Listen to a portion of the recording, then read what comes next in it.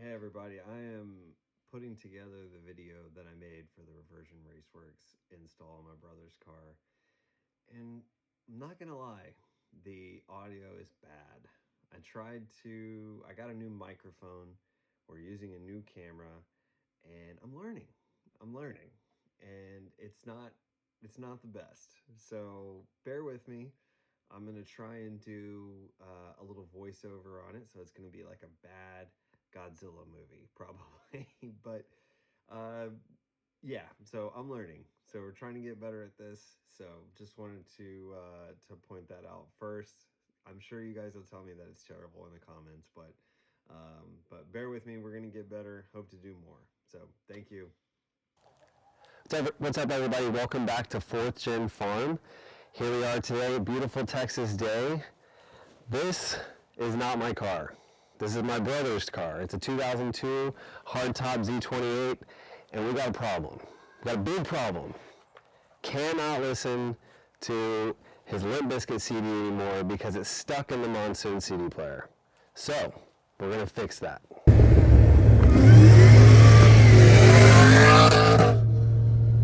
So this is a 2002, it is a pewter Camaro Z28. It's a hardtop 6-speed, fairly low mileage car that I believe he's had for 10 years or so, maybe longer, 12, 15, I don't remember. But we've done some work to it. It's got Coney yellows with Strano springs. It's on 18-inch Fixie FM5s. It has a real GM&G catback. It's got stock heads, basically stock motor with an aftermarket camshaft, and then done a few things like a TIG master cylinder, and then a few add-ons like the SLP grill on the front. But super clean car, very original, and we're just going to try and make it a little bit better today. Alright, so we're going to start. This trim piece right here is going to come off. Be very careful when pulling it off. Obviously these are older than 20-something years now, but just grab here at the top, pull it back, and there are these little tabs that come out right here. You don't want to break those. Then, if you come in here, we have this is the switch for the fog lights, so we're going to undo that.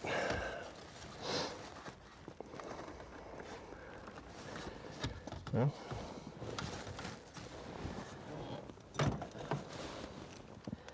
see if I can press it out. There we go.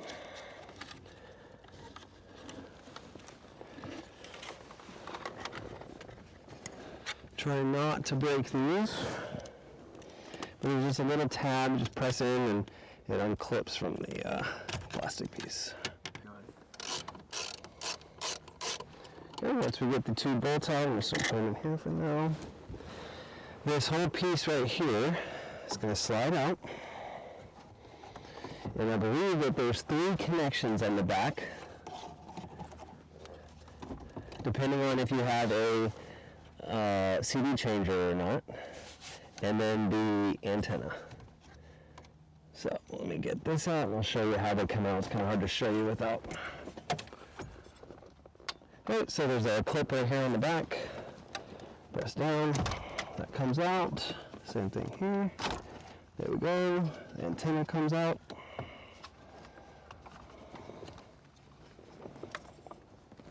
There we go.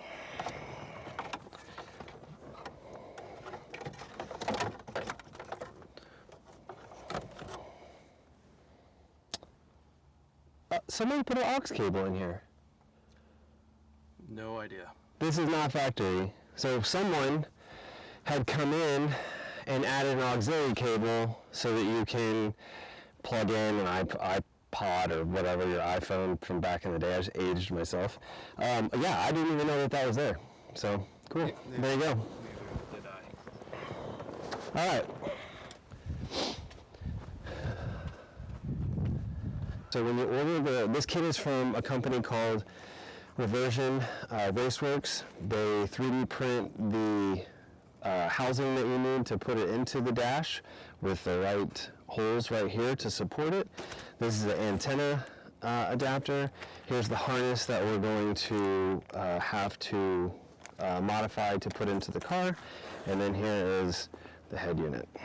So with this, you'll be able to have Apple CarPlay. It has touchscreen, and then I believe it even has backup camera availability also. So, but this one is actually pretty cool. They've done some upgrades on this to where it has a volume knob as opposed to the touchscreen button, which is a little finicky like in my car. But overall, it's a pretty nice unit. So you've got your volume control here, and then you'll have all of your Apple CarPlay there also. Okay. All right, so this is the adapter that this will go into the car harness. This is the harness that goes into the back of the radio. So what they've done is matched all of the colors here. So I'm going to take a few minutes and I'm going to splice all of these together by the right color. So let me do that and we'll get back.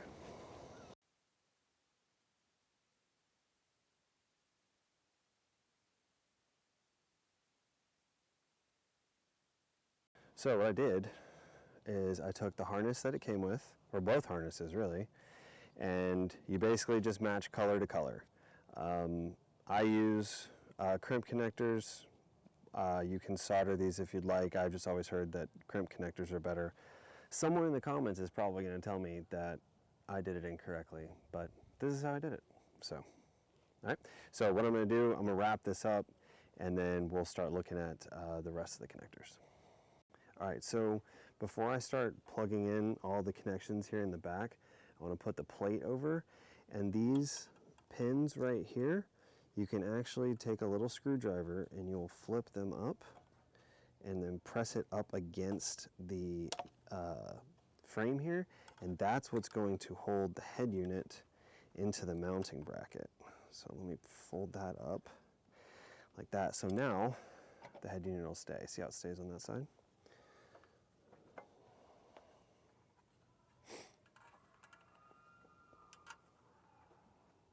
So just take a little flathead or something, bend them up. There we go. Now, okay. So now let's start plugging what we need in.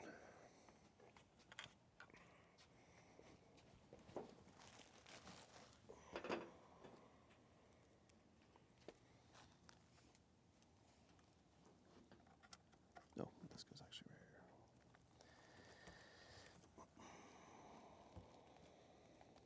here. Okay. Kind of snaps in there. Then we're going to plug this one in here.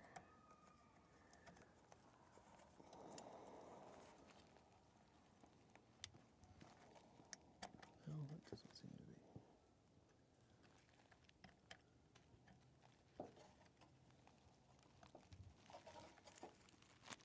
Why isn't that going in?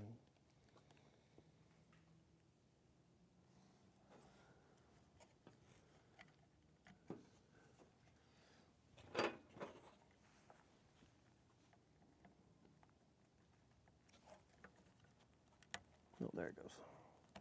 Boom. Okay. Everything should only have one plug. So, all right. Let's see. So we're not going to use, I don't think we're going to use the USB ports that it has. I am going to plug the antenna in, which we will need. It plugs in like that. Let's see. We're going to go ahead and plug the camera in so that we can use it when the time comes. I don't think that we're going to plug the camera in today.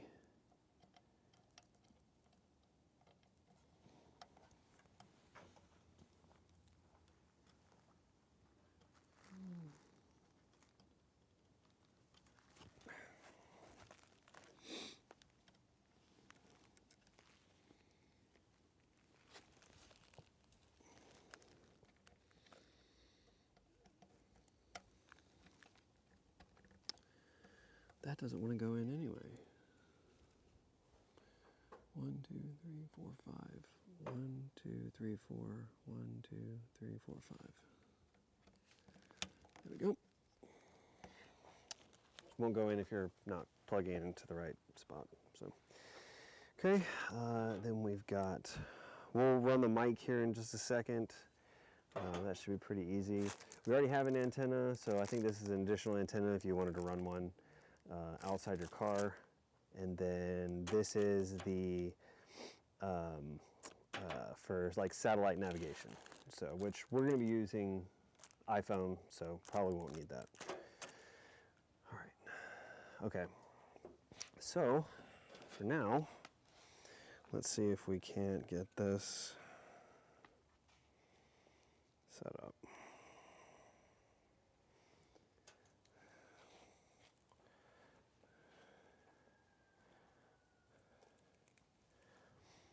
All right, so for here, this is probably going to go like at the top of the A-pillar. Looks like it's got some sticky here on it, so we'll take that apart and see if we can run it down. All right, I'm gonna plug the main harness in and give it power. Let's make sure everything works before I start putting everything back together. So.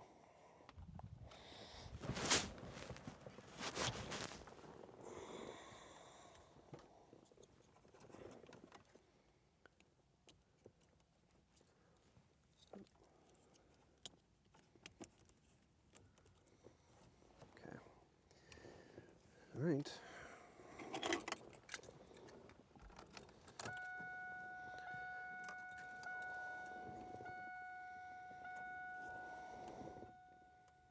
There it goes.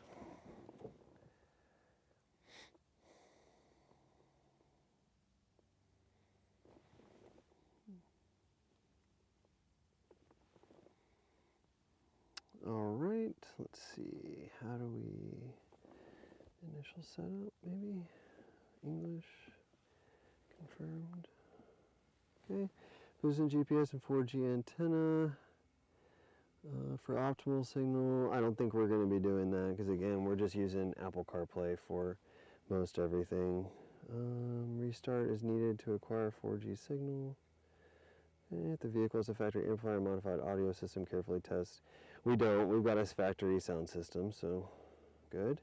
All right, if your vehicle supports CAN bus, select your model to retain factory functions such as climate control. We don't have that either, so we won't be needing. I don't think that we're going to be needing any of those things.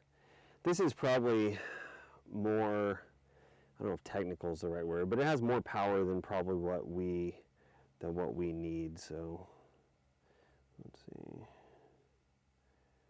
I actually don't know what any of these mean. That's fantastic. Category.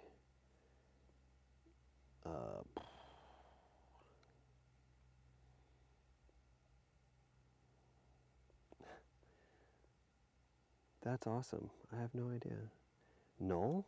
Can we not do null? Oh, that's perfect. CAN bus protocol null. Okay, so why can't I go back? Select the CAN bus. Why do I have to? Oh, car series, GM, Chevrolet, Camaro. No, we'll pretend like it's a 2010 Camaro with no air. Confirmed. Okay. We recommend for the first time users tutorials or QR code to be familiar. Nah. Yeah. No, we don't need that. We're real smart guys over here. Ain't nobody got time for that. All right, do not disconnect power, reboot. Okay. Okay. So we're up in here. All right, so we want to do car link, and then grab your phone. Can't remember what it's called. Let's see here. Go back, settings, vehicle sound, account connection maybe? Nope. Back, wireless connection, Bluetooth. There we go. Okay, tap search. Rescan for Bluetooth devices. There we go. David's iPhone. Boom. Doing a pair. Yep. BABT. Okay, we're connecting. Pairing BAPT would like to pair with your iPhone. Confirm that this code is shown on BAPT. Nope, that's not it. Oh, maybe that's weird. Hold on.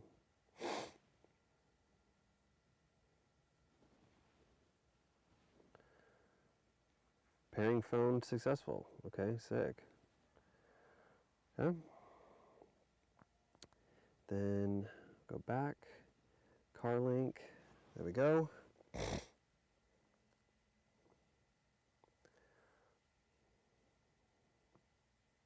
There we go. Boom. So now, oh, don't look where I live.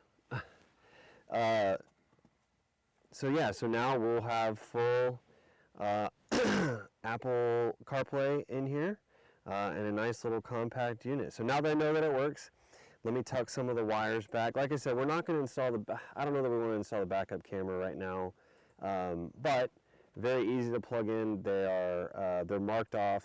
Where were they at? They're marked off on here. Everything's plug and play. Even comes with a license plate bracket holder that you can use. Just run it through. But for right now, we just want Apple CarPlay and to be able to go back to listening to our Limp Bizkit. So let me start getting this back into the car.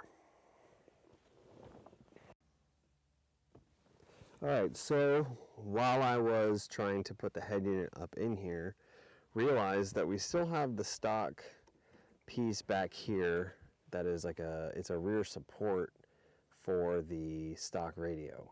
The new head unit is too long for it to fit with that there, so I'm gonna do the only thing I know how to do, and that's cut things. So we'll do that and we'll check back. Okay, so we got this cut. So now we are going to slide the head unit in. So I'm going to tuck the wires back, tuck them down. Like I said, leaving some of this stuff open so that if we come back and want to do the backup camera or some stuff like that, that we would have that capability. So now that we've done that, the radio fits up nicely and lines up perfectly with the stops right there. So let me grab the screws. It just looks so clean. They did a great job with this design, and I would highly recommend it if you're looking to add this to add some Bluetooth capability to your car. So I'm just gonna get it started. Get it lined up.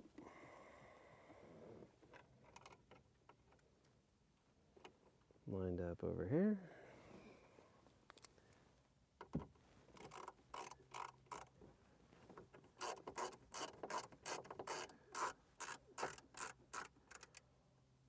There we go. Don't need to be super tight, just snug enough. There we go. Now, you can see good and tight. All right, now we're going to get these plugged back in into the back of the thing here.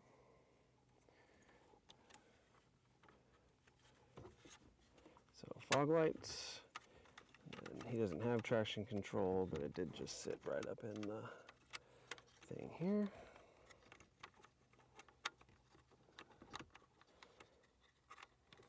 Which is weird to me because there is no traction control, but it still plugs in. Okay. And then now we want to make sure that all those little plastic tabs, the dowels or whatever you want to call them, are lined up before you start pushing it in, and then it just snaps in. There you go. Done.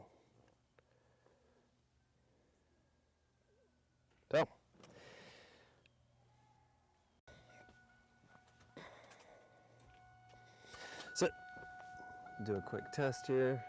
Car link. I'm going to cover because I don't want you guys to know where I live. Let's see. There we go. Boom.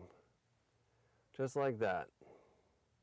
There you go. So once your phone's connected. You've got all your Apple CarPlay things right here, all your apps, nice and smooth. And it looks good.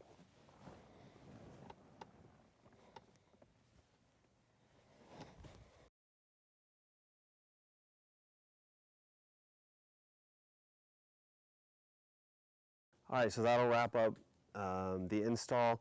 I know we didn't install the backup camera, didn't end up installing the microphone. David wanted to keep the car kind of as original as he could, and I had to encourage him to do this. So, but Reversion Raceworks made it very easy to install this stuff. Everything is labeled, everything is plug and play, except for the crimp connecting that I had to do. So, and then of course the cutting behind the radio, which no one would ever see anyway. But hopefully now he can have his windows down, listening to Limp Bizkit, and enjoying driving his car some more. So I appreciate you watching. Thank you so much. Hopefully going to have some more content on the blue car coming soon once I get my 9-inch together. So I appreciate everybody watching. Thank you very much. The sound sounded okay, Dave? Bruh.